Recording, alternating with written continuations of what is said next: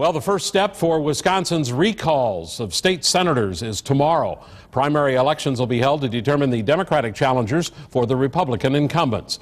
But some say don't expect just one party to be at the polls. Tonight, Fox 11's Ben Krumholtz has the details of tomorrow's races as you decide 2011.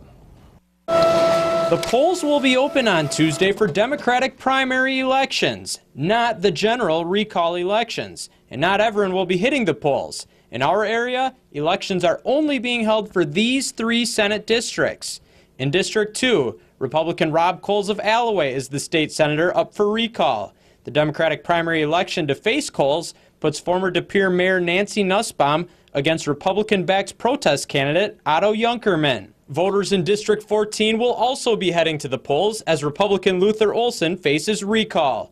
Democratic Representative Fred Clark will be in the primary against another protest candidate, Raul Church. The final district in our area heading to the polls is 18, the district for Republican Randy Hopper of Fond du Lac. Tuesday's primary faces Democrat Jessica King against Republican-backed protest candidate John Buckstaff. Again, for our area, only these 3 state Senate districts will be able to vote in Tuesday's Democratic primary elections.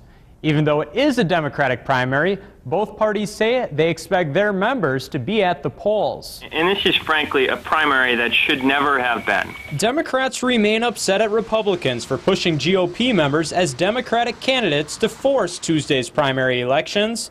Democrats say Republican groups are now urging people to head to the polls to vote for the protest candidates. Their initial and stated goal was allegedly to delay the elections. Now they are trying to flat out hijack the entire recall process. If you don't vote, the only vote cast is your opposition. Brown County Republican Chair Vern Krawczyk says parties often vote in another party's primary election. He says it's a move to help a candidate who is viewed as a weaker opponent to an incumbent. So we do the same thing in regular elections also, so it's nothing new. In all, including 3 Democrats, 9 state senators across Wisconsin are up for recall. And after Tuesday's Democratic primary elections, these 6 Republicans in danger of losing their jobs will know who they will face in August general elections.